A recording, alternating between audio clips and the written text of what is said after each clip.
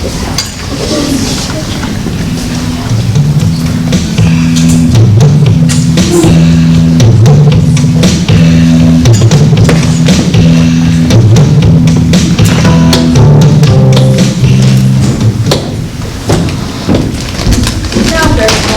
nuptial hour draws on pace. 4 happy days bring another moon. Now methinks how slow the soul remains, lingers my desires. 4 days will quickly steep themselves in night. 4 nights will quickly dream away the time. And then the moon, like to a silver bow, new beds in heaven, shall behold the night of our solemnities. Go, illustrate, stir up the Athenian youth Americans, awaken the pert and nimble spirit of mirth. Hippolyta, I wound thee with my sword, and one thy love doing the injuries, but I will wed thee in the night.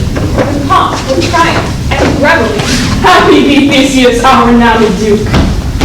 Thanks, Gynegius. What's the news with thee? Full of vexation come I with complaint against my child, my daughter Hermia. Stand forth, Demetrius! My noble lord, this man hath my consent to marry her. Stand forth, Lysander! And my gracious Duke, this man hath bewitched the bosom of my child. And, being so she will not here consent to marry with Demetrius, I beg the ancient privilege of Athens that as she is mine, I may dispose of her, either to this fine gentleman or to her death, according to our law. What say you, Hermia? Be advised, fair maid. You, your father, should be as a god. Demetrius is a worthy gentleman. So is Lysander. I would my father look her with my eye. Rather with your eye must his judgment look. I do entreat your grace to pardon me. I know not by what power I am made bold, but I beseech your grace that I may know the worst that may befall me in this case, if I refuse to wed Demetrius. To die to death, or to adjourn forever the society of men. So will I grow, so live, so die, my lord. My soul consents not to give sovereignty. Well, wed, sweet Hermia, and Lysander, you by crazy titles my certain rights. You have her father's love, Demetrius. Let me have Hermia's. Do you marry him? Scornful Lysander! He hath my love, and what is mine, my love shall render him. I am, my lord, as well derived as he, as well possessed. My love is more than his, and which is more than all these loves could ever be. I am beloved of beauteous Hermia. Why should I not then prosecute my right? Demetrius, I'll vouch this to his head, swore love to Nader's daughter Helena, and won her soul. And she, sweet lady, dotes, devoutly dotes in idolatry upon this spotted and inconstant man. I must admit I have heard so much, and with Demetrius thought to have spoke thereof. But being overfull of self affairs, my mind is weak. But Demetrius comes, and Commodus, you shall go with me. For you, fair Hermia, look and fit your fancies to your father's will, or else the law of Athens yields you up, to death or to a vow of a single life. Come, my Hippolyta, what's here, my love?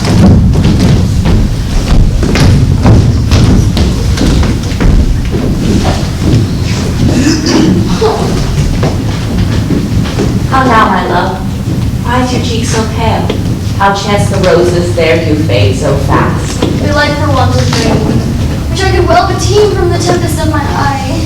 I mean, for aught that I could ever read, never hear by tale or history, the course of true love never did run smooth.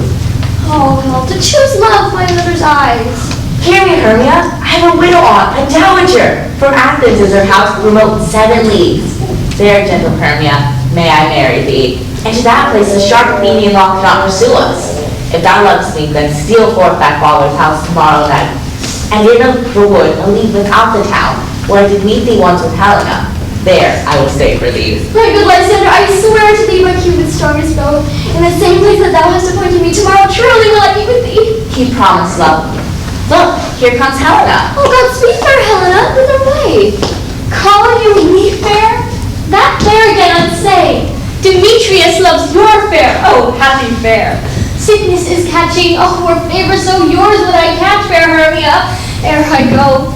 Oh, teach me how you look, and with what art you sway the motion of Demetrius' heart. I frown upon him, yet he loves me still. Oh, that your frowns would teach my smile such skill. I give him curses, yet he gives me love. Oh, that my prayers with such affection move. The more I hate, the more he follows me. The more I love, the more he hated me. His folly, Helena, it is no fault of mine. None but your beauty, would that fault were mine. Take comfort, he no more shall see my face. Lysander, I myself will fly this place. Helen, to our minds we will unfold. Through Athens' gates we devise to steal. And in the wood where often you and I, upon faint primrose beds we're wont to lie, emptying our bosoms of their counsel sweet, there Lysander and myself shall meet. Farewell, sweet playfellow, pray thou for us, and good luck granting thy Demetrius. Helena, adieu. As you on him, Demetrius dote on you.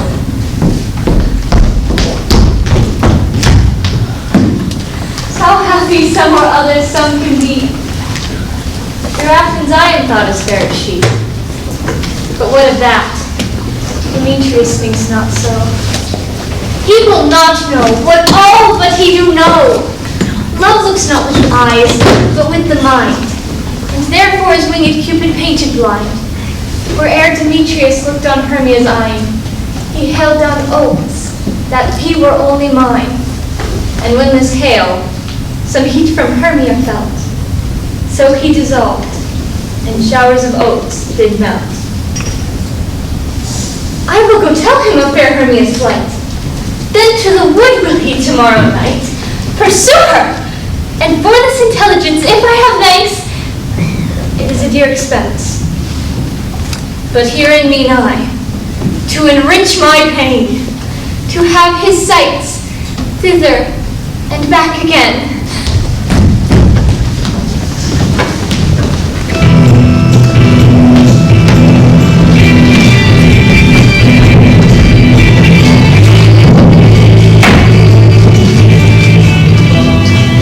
Is all our company here? You are best to call them generally, man by man, according to the script. Here is the scroll of every man's name, which is thought fit through all Athens to play your interlude before the Duke and Duchess on his wedding day at night. First, good Peter Quince, say what the play treats on. Then read the names of the actors, and so grow to a point. Mary, our play is the most lamentable comedy and the most cruel death of Pyramus and Thisbe. A very good piece of work, I assure you, and a merry. Now, call forth your actors by the scroll. Masters, spread yourselves. Enter as I call you, Nick Bottom the Weaver. Ready, name what part I am for, and proceed. You, Nick Bottom, are set down for Pyramus. Well, what is Pyramus? A lover? Or a tyrant? A lover that kills himself most gallant for love. That will ask some tears in the true performing of it. If I do it, let the audience look to their eyes. I will move storms! I will condole in some measure.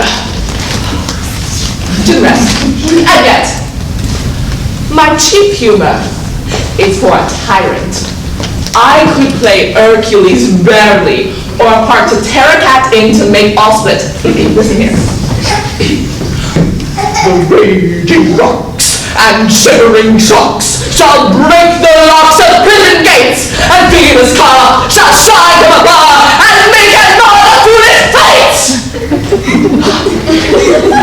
This was lofty. Now name the rest of the players. Francis Flute, the bellows bender. Here, Peter Quince. Flute, you must take Thisbe on you. What is Thisbe, a wandering knight? It is the lady that Pyramus must love. Nay, Faith, let me not play a woman. I have a beard coming. That's all one. You shall play it in a mask, and you shall speak as small as you will. And I may hide my face. Let me play with me too. I'll speak in a monstrous little voice. Thisbe.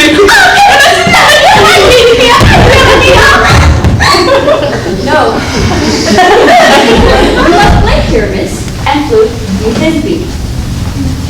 Well, proceed.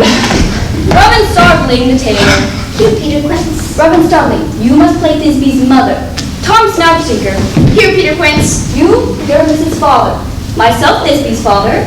Snug Joiner, you the lion's part, and I hope here is a play fitted. Have you the lion's part written? Pray you, if it be. Give it to me, for I'm slow of step. You may do it extempore, for it is nothing but roaring. Let me play the lion too. I will roar you, that I will do any man's heart good to hear.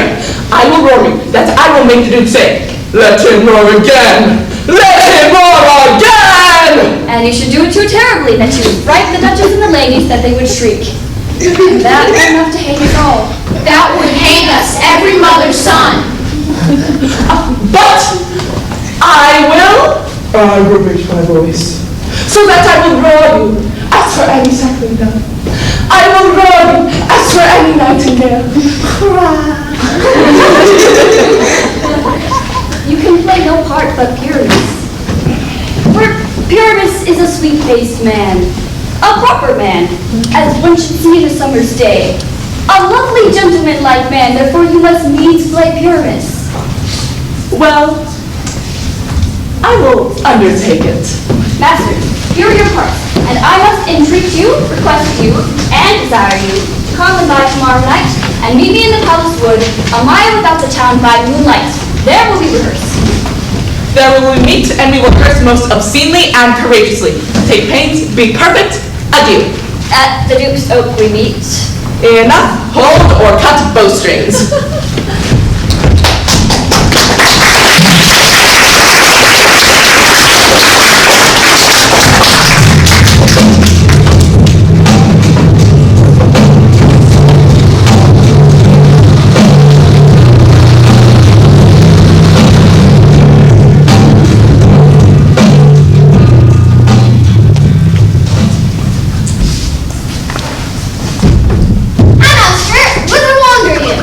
Over hill, over dale, through brush, through briar, over park, over pale, through flood, through fire.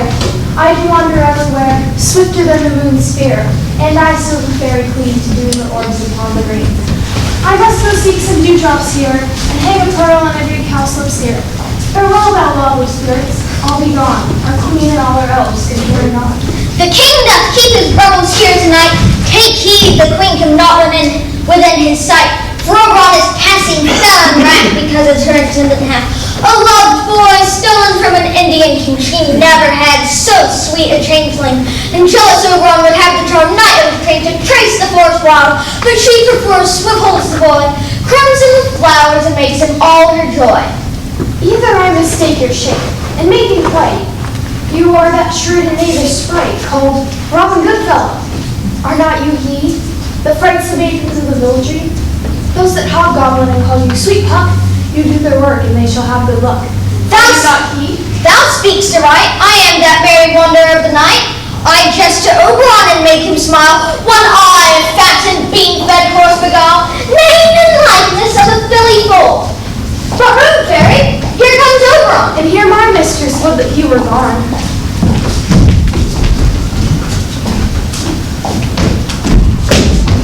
Ill met by moonlight, Frau Titania. What jealous Oberon? Fairy, skip hence. I have forsworn his bed and company. Tarry, rash one, am not I thy lord?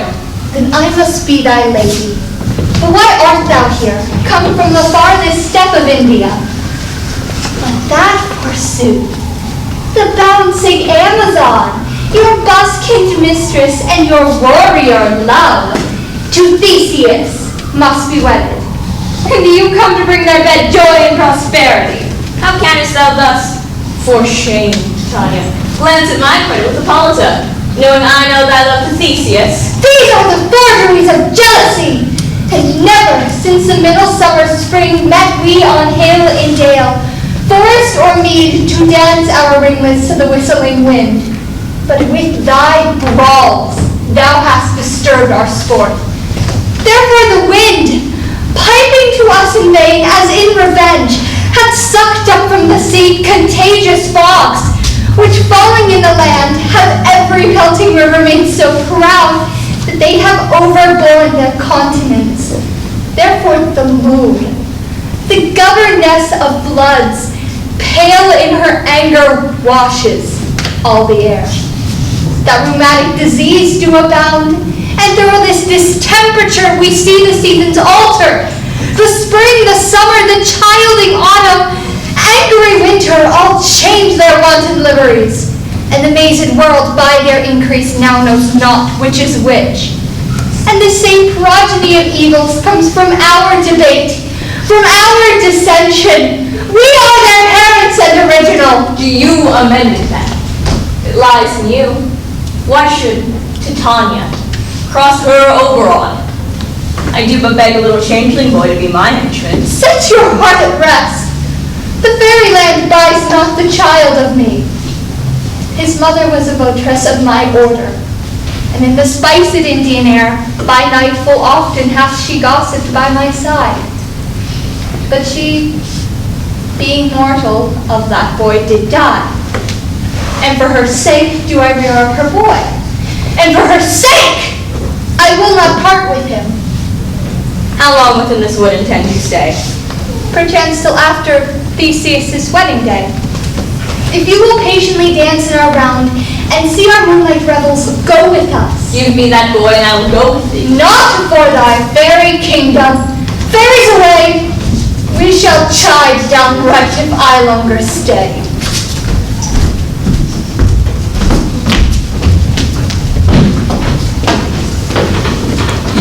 Well, go thy way. Thou shalt not from this grove till I torment thee for this injury. My gentle puck, hither. Fetch me that flower. The herb I showed thee once, the juice of it on sleeping eyelids lay, will cause man, or woman, madly dote upon the next live creature that it sees. Fetch me this herb, and be thou here again, ere the Leviathan can swim a league. I'll put a girdle round about the earth in 40 minutes. Having once his juice, I'll watch Titania when she's asleep and drop the liquor of in her eyes. The next thing she waking looks upon, be it on lion, bear, or wolf, or bull, on meddling monkey, or on busy ape, she shall pursue it with the soul of love. And ere I take this charm from off her sight, I'll make her render up her page to me. But who comes here? I'm invisible, and will overhear their conference. Oh, love me not, therefore pursue me not. Where is my savior and fair Hermia?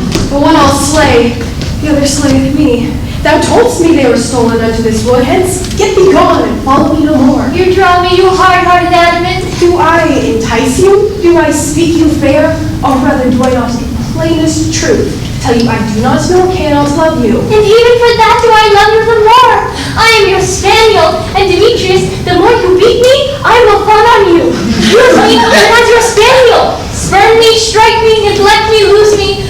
Only give me leave, unworthy as I am, to follow you. What worser place can I beg in your love, and yet a place of high respect with me, than to be used as you use your dog? Tempt not too much the hatred of my spirit, for I am sick whenever you look on me. And I am sick when I look not on you. You do impeach your modesty too much to leave the city and commit yourself into the hands of one who loves you not. Your virtue is my privilege. For that it is not night when I do see your face, nor doth this wood lack worlds of company. For you and my respect are all the world. Then how can it be said I am alone, when all the world is here to look on me? I will run from thee, and hide me in the brakes, and leave thee to the mercy of the wild beasts. The wildest hath not such a heart as you. Then when you will, the story shall be changed. Apollo flies and Daphne holds the chase. I will not say thy questions, let me go, or if thou follow me, do not believe that I will do thee mischief in this wood. I, in the temple, the town that feels you do me mischief. Why, Demetrius, you are wrong to set a scandal on my sex. We cannot fight for love as men may do. We should be wooed, and we're not made to woo. Fare thee well, then. Ere he do leave this grove, thou shalt fly him, he shall seek thy love. Pass not the flower there. Welcome, wanderer. Ah, there it is. I pray thee, give it me. I know a bank where the wild thyme blows, where oxlips and nodding violets grow, quite over-canopied with luscious woodbine, with sweet musk roses and with eglantine.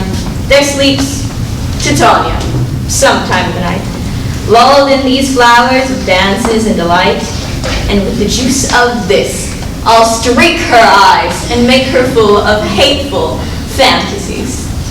Take thou some of it, and seek through this grove a sweet Athenian lady is in love with a disdainful youth.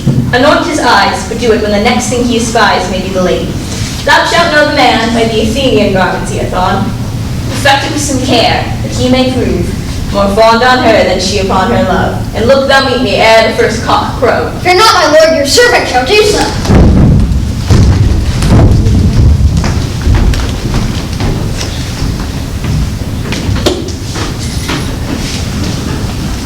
Come. Now a roundel and a fairy song. Sing me now asleep. Then to your offices and let me rest. You spotted snakes with double tongue, thorny hedgehogs, been unseen newts, and blind birds do no wrong. Come not near our fairy queen, Philomel with melody, singing our sweet lullaby, la la la la lullaby, la la la la lullaby.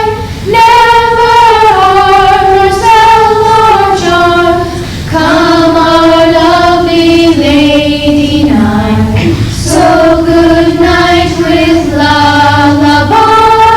Weeping spiders come not here, hence you long-legged spinners, hence beetles black approach not near, worm nor snail do no offense.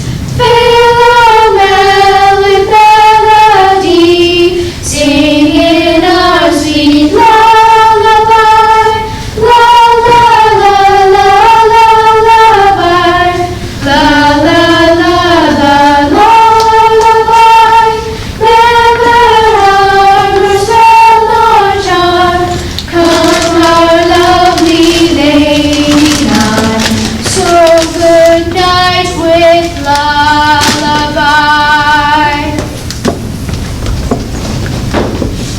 Hence away, now all is well. One aloof stands sentinel.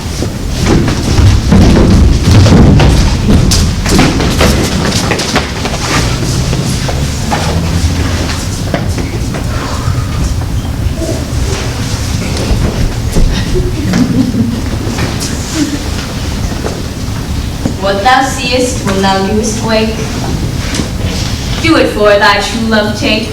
Love and languish for his sake. Be it ounce, or cat, or bear, when thou wakest, it is thy dear. Wake, and some vile thing is near.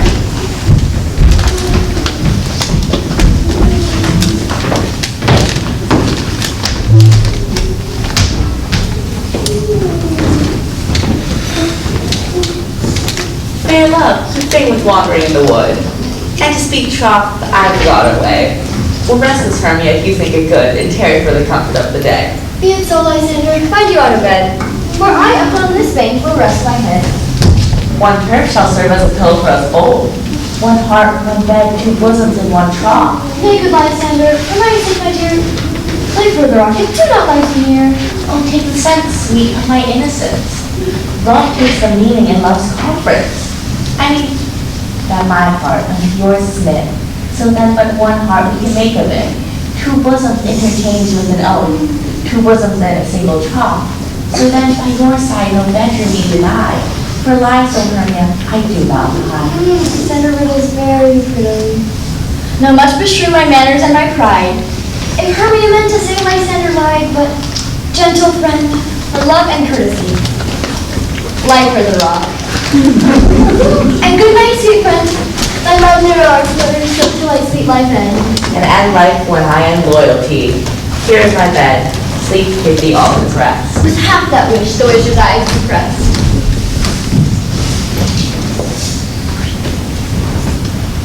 Through the forest have I gone, but Athenian found I none. Who is here? Weeds of Athens he doth wear. This is he, my master said, despise the Athenian maid, and hear the maiden sleeping sound on the dank and dirty ground. Pretty soul she durst not lie near this lack love, this kill courtesy. True look upon thy eye throw, all the power this charm doth owe. When thou wakest, let love forbid, sleep to see on thy lid. So awake when I am gone, for I must now to Oberon. Stay, will thou kill me, sweet Demetrius? I charge thee hence, do not haunt me thus. Oh, wilt thou darkly leave me? Do not so! Stay on thy peril, I alone will go. I am out of breath in this gone chase. The more my prayer, the lesser is my grace. Happy is Hermia, wheresoe'er she lies, for she hath blessed and attractive eyes. How came her eyes so bright? Not with salt tears. If so, my eyes are oftener washed than hers. No, no. I am as ugly as a bear. For beasts that meet me run away for fear. But who is here? Lysander? On the ground? Dead? Or asleep? I see no blood, no wounds. Lysander, if you live, good sir, awake! And love through fire will for thy sweet sake. Transparent Helena, nature shows off that through thy bosom makes me see thy heart. Where's Demetrius? Oh, how fit a word is that vile name to perish on my sword. Do not say so, Lysander! Say not so! What? Though he love your Hermia? Lord, what though? Yet Hermia still loves you, then be content. Content with Hermia? No, I do repent. The tedious minutes I with her have spent. Not Hermia, but Helena I love.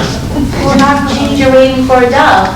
The will of a man finds reason's way, and reason says that you are the worthier maid. Wherefore was I to this keen mockery born? When at your hands did I deserve this scorn?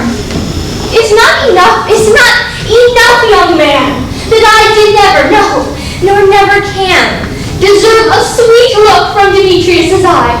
But you must flout my insufficiencies? Good troth, you do me wrong, good sooth, you do. In such disdainful manner me to woo. But fare ye well, force, I must confess. I thought you lord of more true gentleness.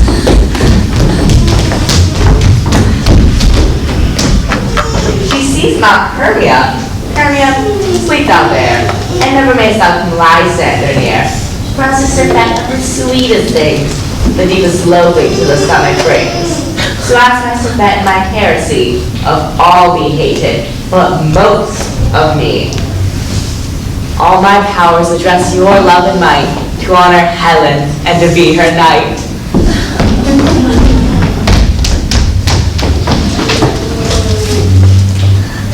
Help me, Lysander, help me!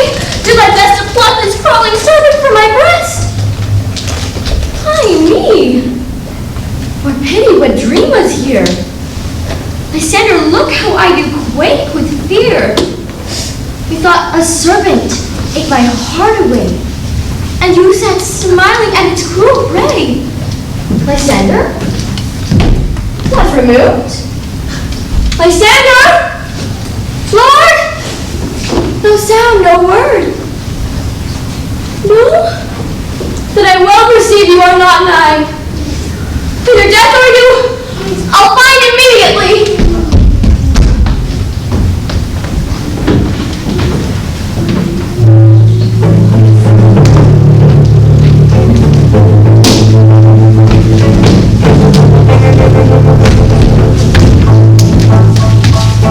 Are we all right? Pat, and here is a marvelous convenient place for our rehearsal. Good, Peter Quince. What sayest thou, Holy Bottom? There are things in this company of Pyramus and Thisbe that will never please. First, Pyramus must draw a sword to kill himself, which the ladies cannot abide. How answer you that? Fire like him, a parlous fear. I believe we must leave the killing out when all is done. Not to wit, I have a device to make all well. Write me a prologue, and let the prologue seem to say, we will do no harm with our swords, and that Pyramus is not killed indeed. And for the more better assurance to them that I, Pyramus, am not Pyramus, but Bottom the Weaver.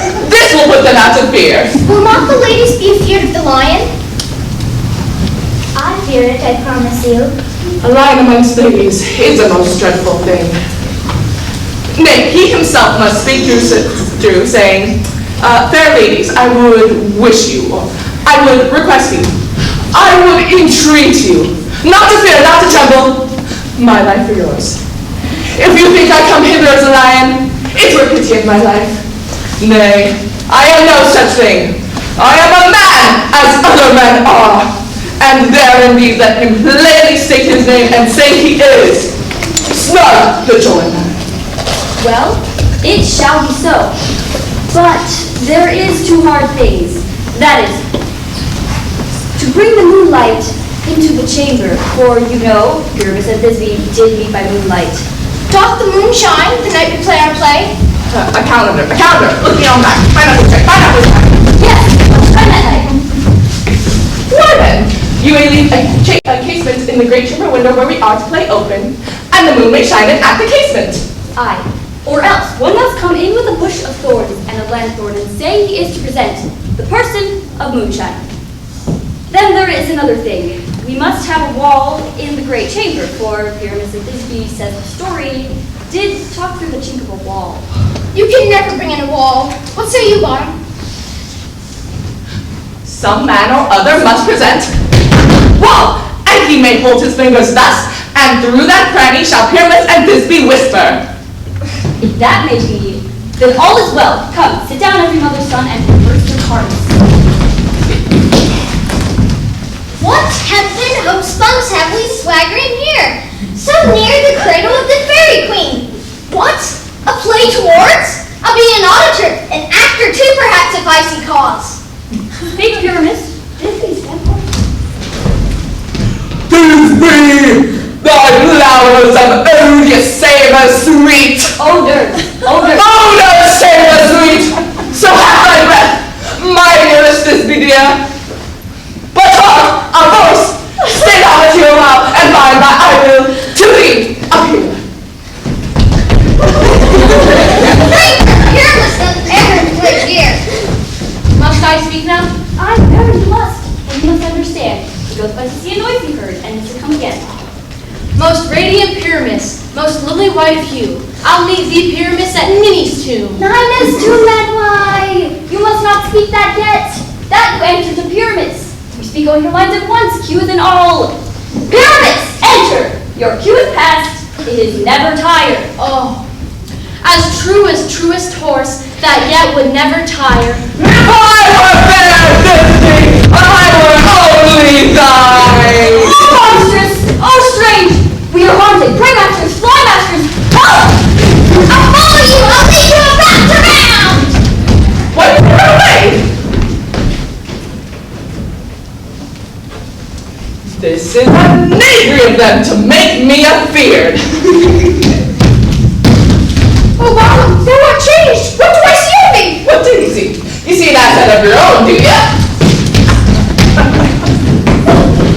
Bless thee, Bobbin, bless thee. Thou art translated. I see their knavery. This is to make an ass of me. Trade me if they could. But I will not stir from this place. Do what they can. I will walk up and down here and I shall sing, so that they shall hear I am not afraid. The hours will come, so back up you, with all that calling hill, and don't you, An angel awakes me from my flowery bed. Pray thee, gentle mortal, sing again. My ear is much enamored to thy note, so is my eye enthralled to thy shape, and thy fair virtue's force. Her force doth move me on first view to say, to swear, I love thee. Methinks you should have little reason for that. And yet, to say the truth, love and reason do keep little company together nowadays. Why, thou art beautiful. Not so neither, though if I had enough wit to serve mine own turn, I had enough to get out of this wood.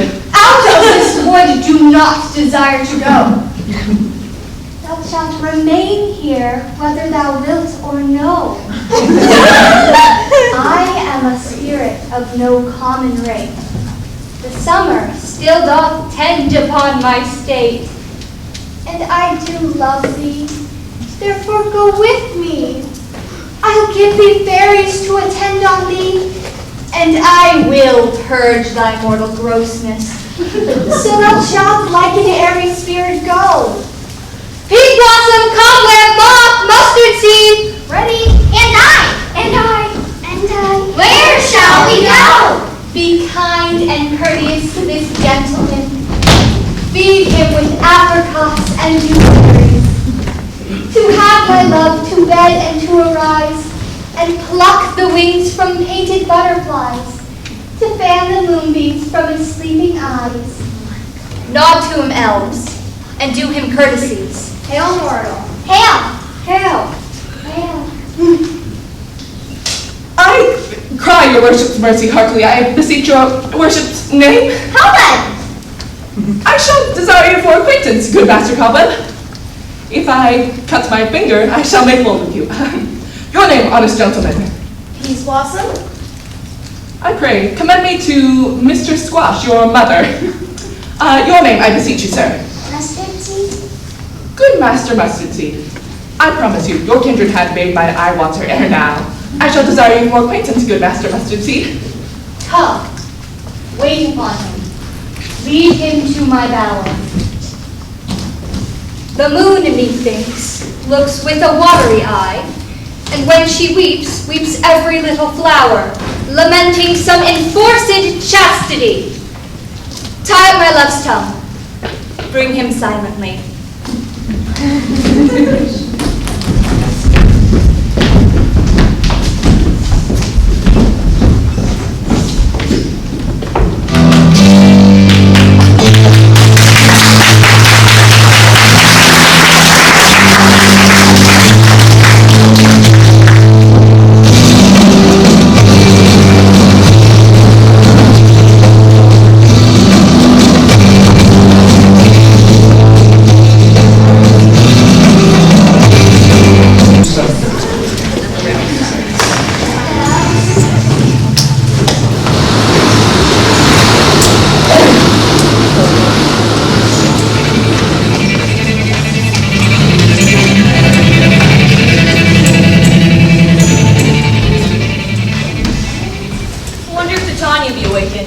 Then, when it was that next came in her eye, which she must dote on in extremity.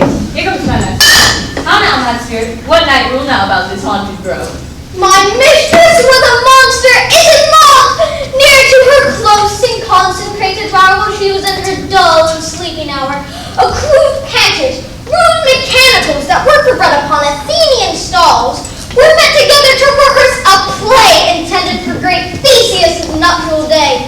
The shallowest thick skin of that barren sort, who Paris presented in their sport, forsook his scene and entered in a break. One eye did him at disadvantage take, and ashes no eye fixed on his head. And when the moment so it came to pass, Titania went and straightway loved an ass. This falls out better than I could devise.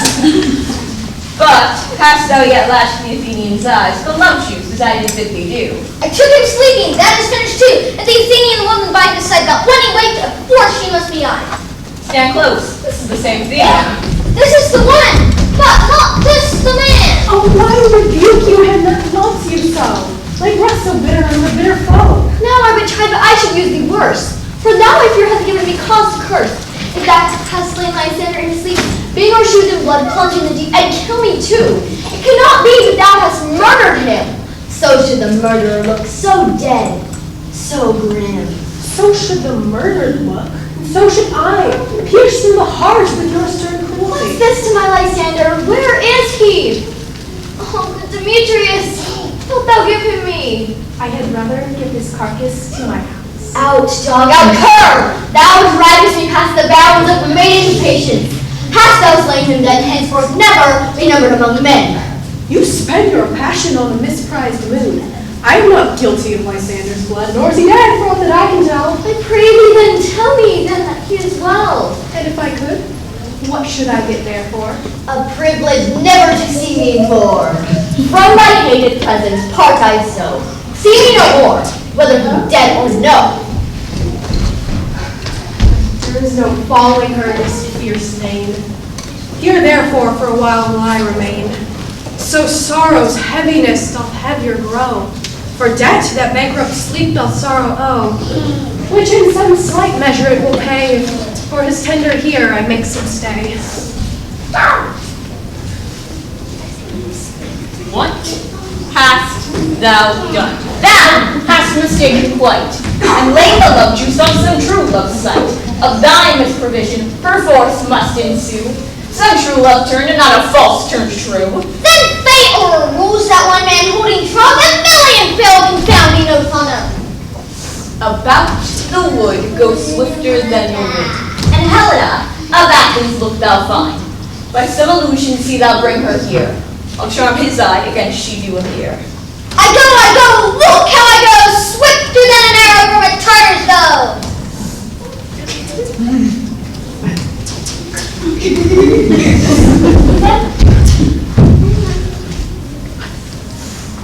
Flower of this purple dye, picked with Cupid's archery, sink an apple of his eye, when his love he doth espy.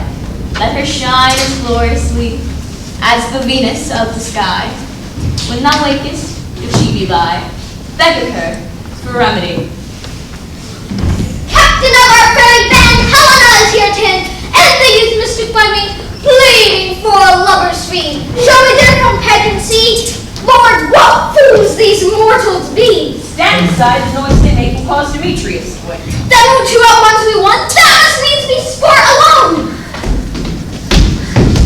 Why should you think I should pull in scorn? Scorn and wish should never come in tears. You do advance your cunning more and more. When truth kills truth, oh devilish holy free, these vows are Hermia's. Will you give her o'er? Weigh oath with oath, and you will nothing weigh. I had no judgment whether her I swore. Or none in my mind, now you give her o'er. Demetrius loves her, and he loves not you.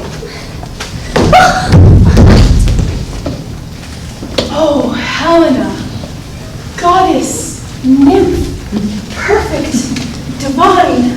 To what, my love, shall I compare thine eye? Crystal is money, oh how ripe and show thy lips, those kissing cherries, tempting crow.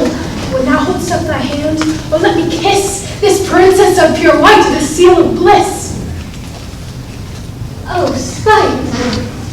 Oh, hell! I see you all are bent to sin against me for your merriment. If you were civil and knew courtesy, you would not do me thus much injury. Can you not hate me, as I know you do? But you must join in souls to mock me too. If you were men, as men you are in show, you would not use a gentle lady so. You both are rivals in love, Hermia, and now both rivals to mock Helena. You are unkind, Demetrius. Be not so, for you love Hermia. This, you know, I know. So here, with all goodwill, with all my heart, in Hermia's love, I yield you up my part. And yours of Helena to me bequeath, whom I do love and will do till my death. Never did mockers waste more idle breath. Lysander, keep thy Hermia. I will not. If ever I loved her, all that love is gone. My heart to her is but guest-wise sojourn. And now to Helen it is home returned, there to remain. Helen, it is not so. Look where thy love comes, yonder is thy dear. Thou art not by mine eye, Lysander, found. Like here I think it brought me to my sound. But why unkindly dost thou leave me so? Why should he stay, whom love doth press to go? What love could press Lysander to my side? Lysander's love that would not let him bide. Fair Helena, who more gilds the night than all you Pharaohs and eyes of light. Why seekst thou me? Could not this make thee know that hate I bear thee made me leave thee so? You speak not as you think, it cannot be. No! She is one of this confederacy. Now I perceive. They have conjoined all three to fashion this false sport in spite of me. Injurious Hermia, most ungrateful maid. Have you conspired, have you, with these contrived to bait me with this foul derision? In all the counsel that we two have shared, the sisters' vows, the hours that we have spent when we did chid the hasty-footed time for parting us. Oh, is it all forgot? All school days friendship, childhood innocence? And will you rend our ancient love asunder to join with men in scorning your poor friend? It is not friendly, 'tis not maidenly. Our sex as well as I may chide you for it, though I alone do feel the injury. I am amazed by your passionate words. I scorn you not. It seems that you scorn me. Have you not said Lysander as in scorn, to follow me and praise my eyes and face, and made your other love, Demetrius, to call me goddess, nymph, divine and rare, precious celestial? Wherefore speaks he this to her he hates? And wherefore doth Lysander deny your love so rich within his soul, to tender me, forsooth, affection? but by your setting off, by your consent! I understand not what you mean by this! I do persever. Counterfeit sad looks! Make mouths upon me when I turn my back, wink at each other, hold the sweet jest up! But fare ye well, 'tis partly my own fault, which death or absence soon shall remedy. Stay gentle, Helena. Hear my excuse. My love, my life, my soul, fair Helena. Oh, excellent! Sweet, do not scorn her so. She cannot entreat. I can compel. Thou canst compel no more than she entreat. Helena, I love thee. By my life I do. I swear by that which I will lose for thee, to prove a false that says I love thee not. I say I love thee more than he can do. If thou says so, withdraw and prove it too. Quick, come. Lysander, where to tends all this? Hang off, thou cat, thou bird, violently let loose. Will shake thee from me like a serpent. Why are you grown so rude? What changes this sweet love? Outload medicine, oh hated potion, hence. Hate me? Wherefore? Oh me, what news, my love? Am not I Hermia? Are not you Lysander? Why then you left me? God forbid, in earnest shall I say. I, by my life, and never did desire to see thee more. Therefore be out of hope, of question, of doubt. Be certain, nothing truer. 'Tis no jest that I do hate you and love Hermia. Oh me, you juggler! You anger blossom! You thief of love! What? Have you come by night and stolen my love's heart from him? Tiny face! Have you no modesty, no maiden shame, no touch of bashfulness? What? Will you tear impatient answers from my gentle tongue? Fie, you counterfeit! You puppet, you! Puppet? Why so? Aye, that way goes the game. Now I perceive she hath made compare between our statures. She hath urged her height, and with her personage, her tall personage, her high pursuit, she hath prevailed with him. And are you grown so high in his esteem, because I am so dwarfish and so low? How low am I, thou painted maypole? Speak, how low am I? I am not yet so low that my nails can reach into thy eye. Free you! Kill your body, gentlemen! Let her not hurt me! I was never cursed. I am no gift at all in Jewishness. I am a great name for my cowardice. Let her not hurt me! You perhaps may think because she is something lower than myself that I can match her. Lower her again. Good Hermia! Do not be so bitter with me! I evermore did love you, Hermia. Did ever keep your counsel. Never wronged you! Say, that in love unto Demetrius, I told him of yourself into this wood. He followed you, for love I followed him. And now, so you will let me quiet go, to Athens will I bear my folly back, and follow you no further. Let me go. You see how simple and how fond I am. Why get you gone? Who is that hinders you? A foolish heart that I believe here behind. What is Lysander or Demetrius? Be not afraid, she shall not harm thee, Helena. No, sir, she shall not, though you take her part. Oh, when she is angry, she is keen and shrewd. She was a vixen when she went to school, and though she be but little, she is fierce. Little again! Nothing but low and little! Why will you suffer her to flout me thus? Let me come to her! Get you gone, you dwarf. You winners of Henry Knobgrass maid. You bead, you acorn. Now fall thou there, she tries whose right of thine or mine is most in Helena's. Follow, nay, I'll go with thee. Take my soul. You mistress! All this court was long of you, nay, go not back. I will not trust you, wife! No longer stay in your cursed company. Your hands and mine are quicker for a fray. My legs are longer, though, to run away!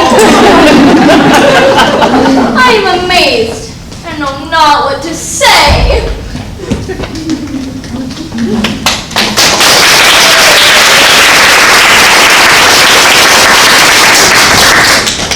This is thy negligence. Still thou mistakest quite, or else commit thy knaveries willfully. Believe me, King of Shadows, I mistook, and so far landed so good sort, as this there jangling I esteem a sport.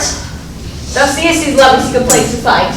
Higher, therefore, up and overcast the night, and lead these testy rivals so astray, that one come not within another's way, till o'er their brows death's counterfeiting sleep, with leaden legs and batchy wings doth creep. Then crush this herb into Lysander's eye, whose liquor hath this virtuous property, when next they wake all this derision, shall seem a dream and fruitless vision. Whilst I in this affair do employ, I'll to my queen and beg her Indian boy, and then I with her charming eye release, from monsters view, and all things shall be peace. My very lord, this must be done with haste, for nights with dragons cut the clouds so fast, and yonder shines Aurora's harbinger.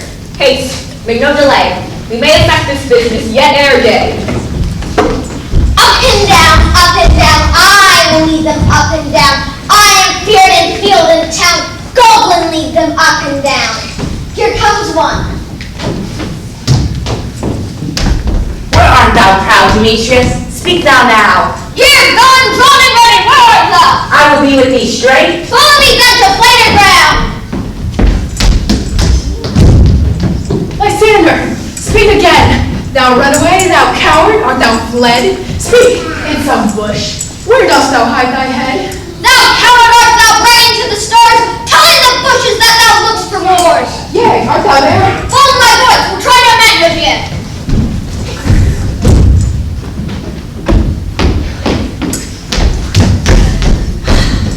He goes before me and still dares me on.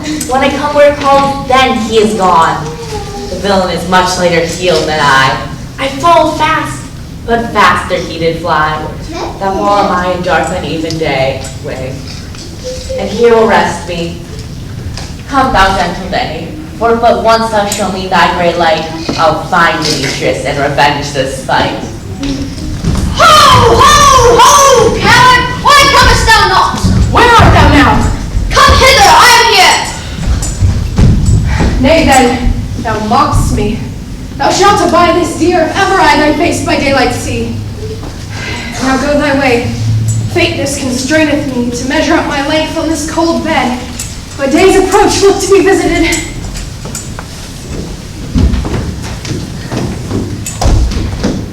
Oh, weary night, oh, long and tedious night, abate thy hour. Shine comforts from the east, and sleep that sometimes shuts up sorrow's eye. Steal me a while from thine own company. Yet but three, come one more. Two of both kinds make it four. Here she comes, cursed and sad. Cupid is a knavish lad, thus to make poor females mad. Never so weary, never so in woe. I can no further crawl, no further go.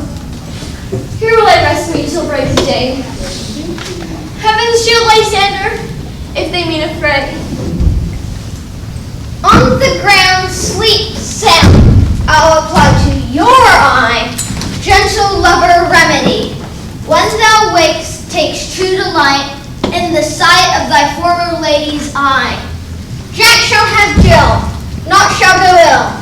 The man shall have his mare again, and all shall be well.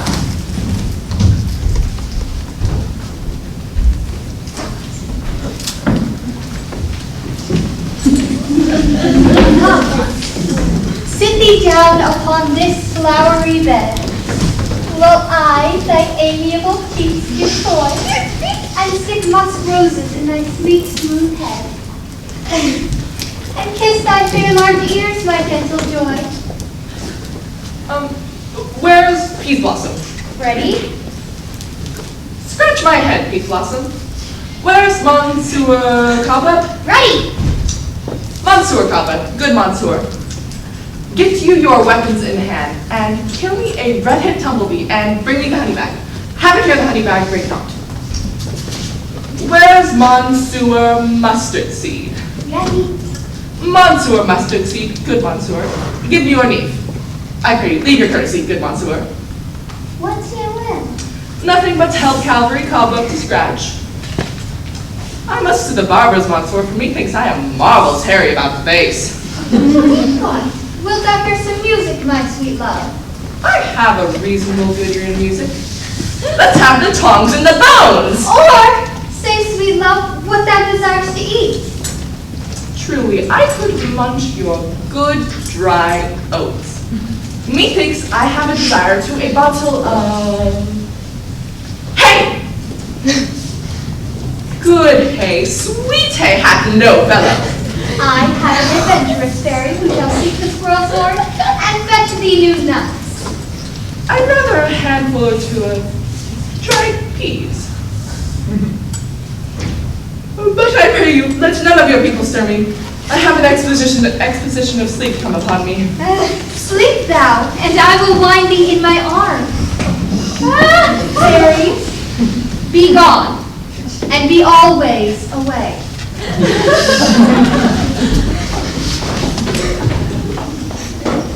Oh, how I love thee.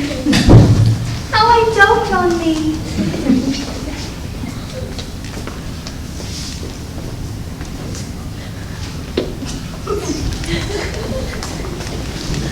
Welcome, good Robin. Thou seest this sweet sight. For dotage now what you begin to pity. And now I have the boy. I will do this hateful imperfection of her eye. And gentle Puck. Take this transformed scout from off the head of this Athenian swain. That, he awaking when the others do, may all to actions back again repair. And think no more of this night's accidents, but as the fierce fixation of a dream. But first, I will release the fairy. Seest thou wast wont to be, seest thou wast wont to see, Dian's bud or Cupid's flower, hath such force and blessed power. Now, my Titania, wake you, my sweet queen. My Oberon, what visions have I seen? Methought I was enamored of an ass. How came these things to pass? Oh, how my eyes do loathe his visage now. Robin, take off this head. Now when thou wakes with thine own fool's eyes, peace. Sound, music, come, my queen, take hands with me, and rock the ground whereon these sleepers be. Very king-attended Mark, I do hear the morning lark. Come, my lord, and in our flight, tell me how it came this night that I, sleeping here, was found with these mortals on the ground.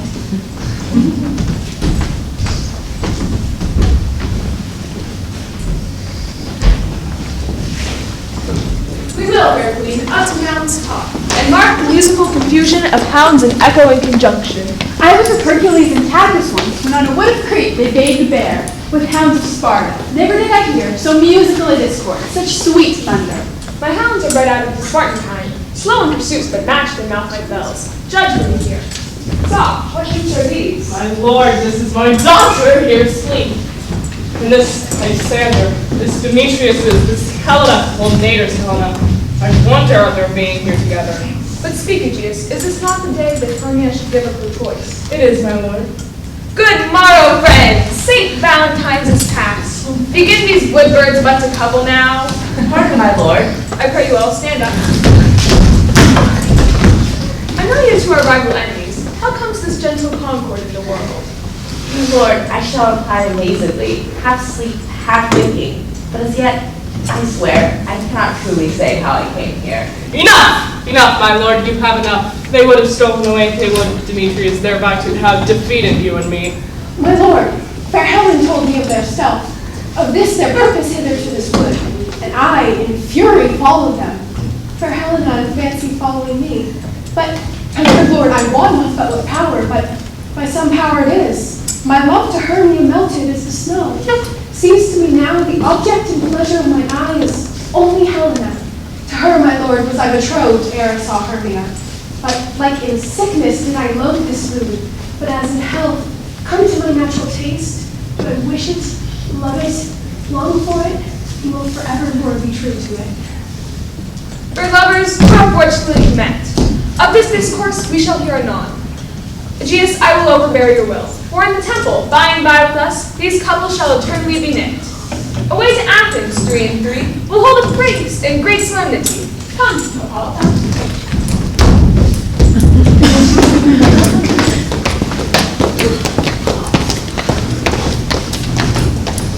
These things seem small and indistinguishable. We can see these things with hard eye, when everything seems double. So methinks, and I have found Demetrius, like a jewel, mine own and not mine own. Are you sure that we are awake? It seems to me that yet we sleep, we dream. Do not you think the Duke was here and bid us follow? Yea, and my father. And Hippolyta. And he did bid us fall to the temple. Why then, we are awake. Let's follow him, and by the way, let us recount our dreams.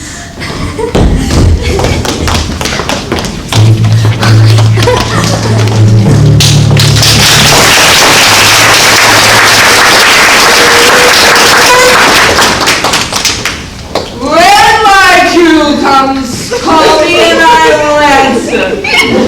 My next is most fair.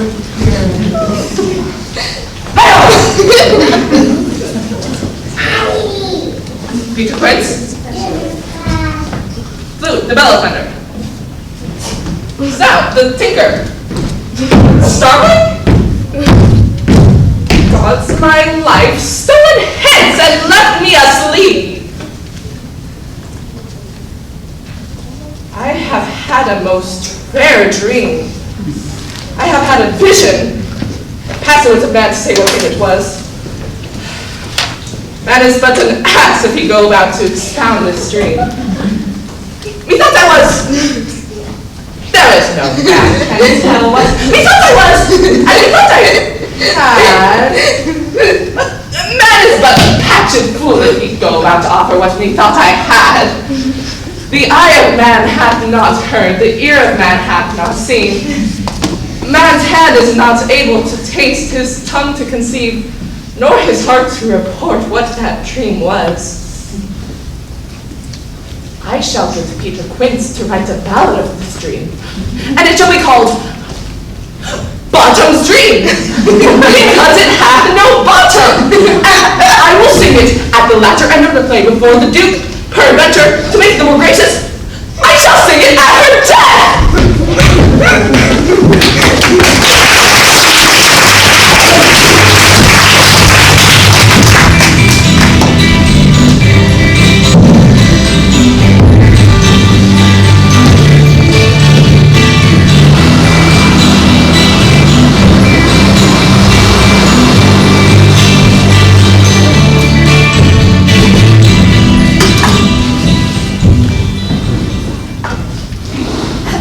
Bottom's house. Is he come home yet? He cannot be heard of. Out of doubt he is transported. If he come not, then the play is marred. It goes not forward, doth it? It is not possible. You have not a man in all Athens able to discharge Pyramus but he.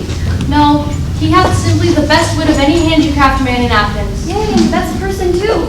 And he is a very paramour of a sweet voice. You must say paragon. A paramour is, God bless us, a thing of naught. Masters, the Duke is coming in from the temple, and there are 2 or 3 lords and ladies more married. If our sport had gone forward, we had all been made men. Oh, sweet bully bottom! Thus hath he lost 6 pence a day during his life. 6 pence a day in Pyramus, or nothing. Where are these lads? Where are these hearts? Bottom! Almost courageous day. Almost happy hour. Masters, I am to discourse wonders. But ask me not what, for if I tell you I am no true Athenian. Let us hear, sweet bottom. Not a word of me. All I will say is, the Duke hath dined. Get your appeal together. Brief presently at the palace, every man look o'er his part, for the short and long is, our play is preferred. No more words. Away, get away.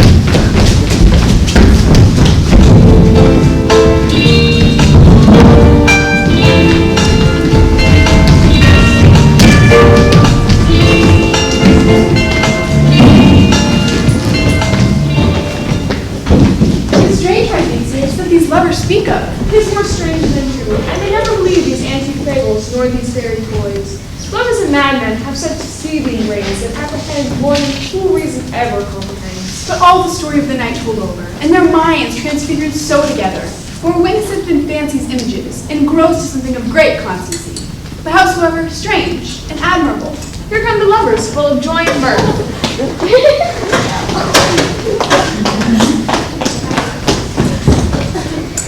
What rebels are in hand? Is there no play to ease the anguish of the torturing hour? Call illustrate.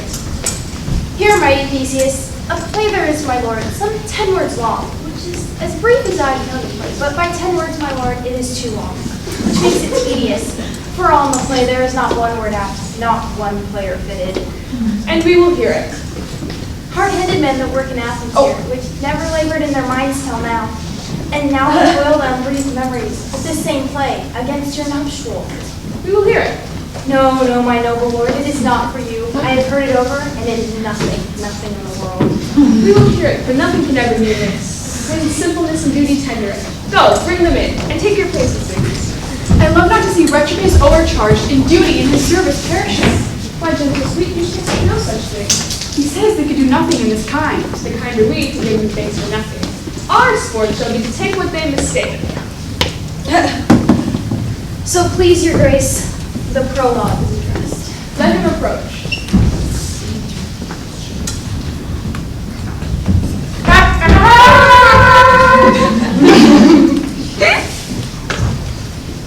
If we offend, it is with our goodwill.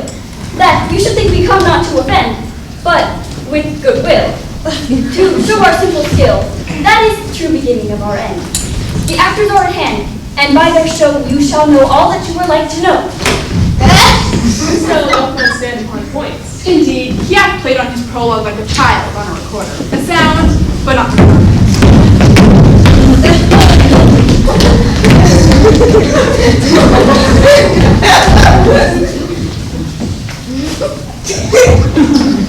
Gentle, perchance you wonder at this show, but wonder on, till truth make all things plain. This man is Pyramus, if you would know. This beauteous lady, Thisbe, is certain. This man, lime and rough cast up present wall, that vile wall which did these lovers sunder, and through walls shake, poor souls, they are content to whisper, at the which let no man wonder. This man, with lanthorn dog and bush of thorn, presented moonshine, for if you would know, by moonshine did these lovers think no scorn, to me that nighness to there to woo. This grisly beast, which lion hight by name, the trusty Thisbe coming first by night, did scare away, or rather did affright, and as she fled, her mantle she did fall, which lion vile with bloody mouth did stain. Anon comes Pyramus, sweet youth and tall, and finds his trusty Thisbe's mantle slain, whereat, with bloody blameful blade, he bravely broached his boiling bloody breast. And Thisbe, tarrying in mulberry shade, his dagger drew, and died. For all the rest, let lion, moonshine, wall, and lovers twain at large discourse, while here they do remain.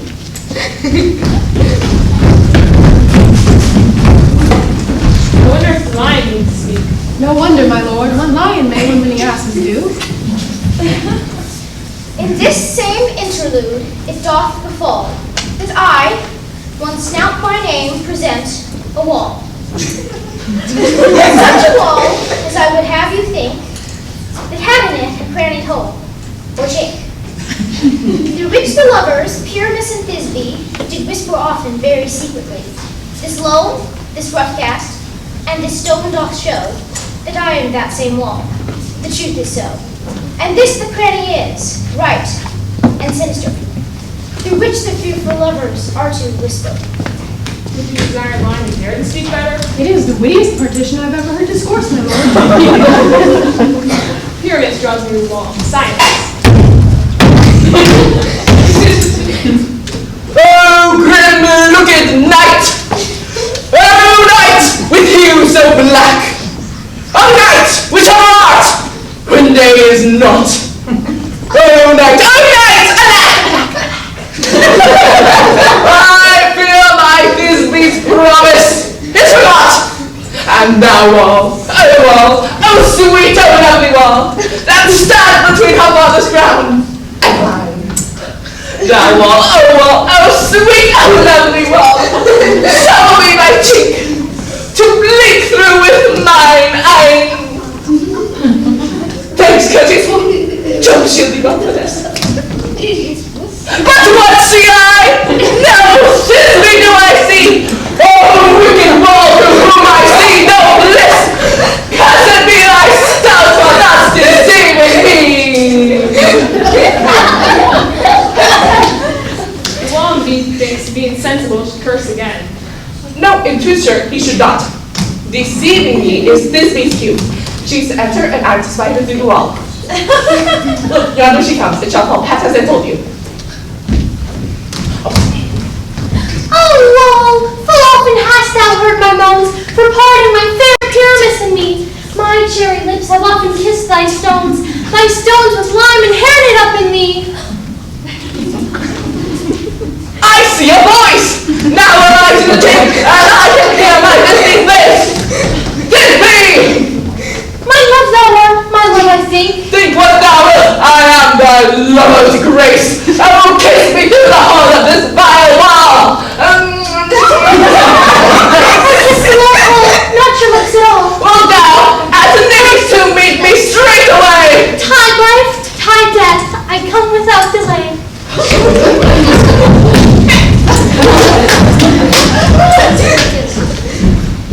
Thus have I wall, my part discharged and so, and, being done, thus fall away doth go. This is the silliest stuff that ever I heard. That's behind our best shadows. And the worst are no worse if imagination amends them. It must be your imagination then, and not theirs. If we imagine no worse of them than they are themselves, they may pass for excellent men. There are two noble beasts, a man and a lion. You ladies, you whose gentle hearts do fear the smallest monstrous mouse that creeps on the floor, may now perchance both quake and tremble here, when lion rough and wildest rage doth roar. Then, so did I, once of the joiner, and the lion fell, nor else no lion still. A gentle beast of good conscience, let us listen to the moon. This lanthorn doth the horned moon present. He should have worn the horns on his head. He is no crescent, and the horns are invisible within their circumference. This lanthorn doth the horned moon present. I, the man in the moon, do seem to be. This is the greatest error of all. The man should be put into the lanthorn. How else is the man in the moon? He dares not come there for the candle, for you see it is already ensnared. I am weary of this moon. When he would change. It appears by small act of discretion that he is in the way. And yet, in all reason and in courtesy, we must stay behind. Proceed, Moon. All I have to say is that the lanthorn is the moon. I, the man in the moon. This thorn bush, my thorn bush, and this dog, my dog. All these things should be in the lanthorn, for all these things are in the moon. But silence, here comes Thisbe. This is old Minnie's tomb. Where is my love? Oh. Well, Well shown. Truly, moon shines with good grace. Well, now to mine. and then came Pyramus. Sweet moon, I thank thee for thy suckings. I thank thee, moon, for shining now so bright. For by thy gracious golden glittering gleams, I trust to take of truest Thisbe sight. But stay, oh light, but not poor night. What dreadful door is here? Eyes, do you see? How can it be? Oh dainty duck, oh dear, thy mantle good. What? Stained with blood? This passion in the death of the dear friend would go near to make a man look sad. Be true my heart, but I pity thy man. Since lion vile here hath deflowered my dear, come tears, confound, out sword, and wound the path of Pyramus. That leper, and the heart doth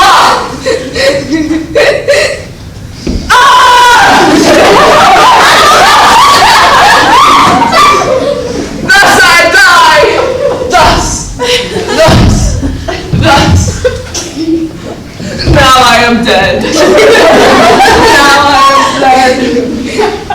My soul is in the sky. Come, lose thy light. Moon, take thy flight. And now, die, die, die!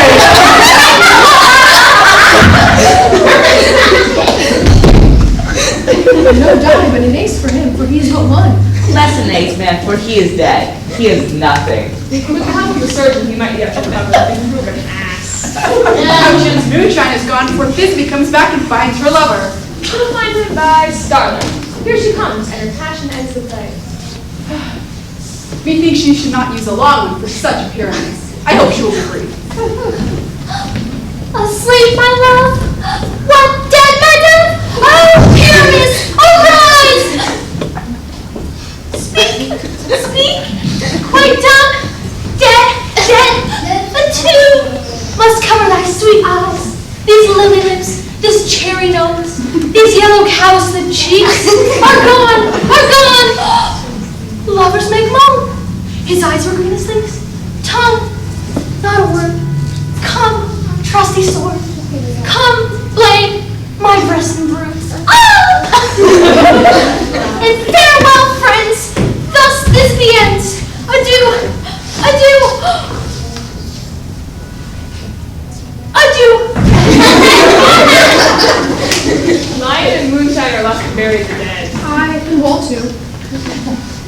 No, assure you, close down that part of the puppet.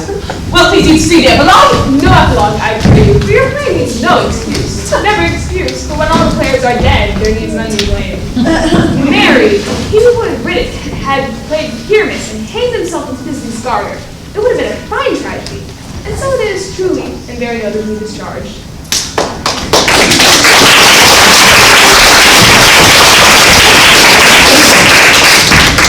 The iron tongue of midnight hath told 12. Lovers, to bed. 'Tis almost fairy time.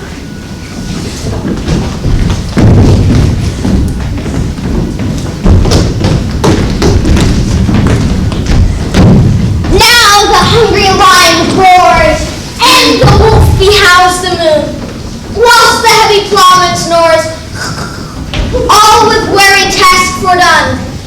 And we fairies that do run by the triple Hecate's team, from the presence of the sun, following darkness like a dream, now our frolic, not a mouse, shall disturb this hallowed house. I am sent with broom before, to sweep the dust behind the door. Through the house give glimmering light, by the dead and drowsy fire. Every elf and fairy sprite pop as light as bird from briar. Hand in hand with fairy grace, will we sing and bless this place. Now until the break of day, through this house each fairy stray. Trip away, make no stay. Meet me all by break of day.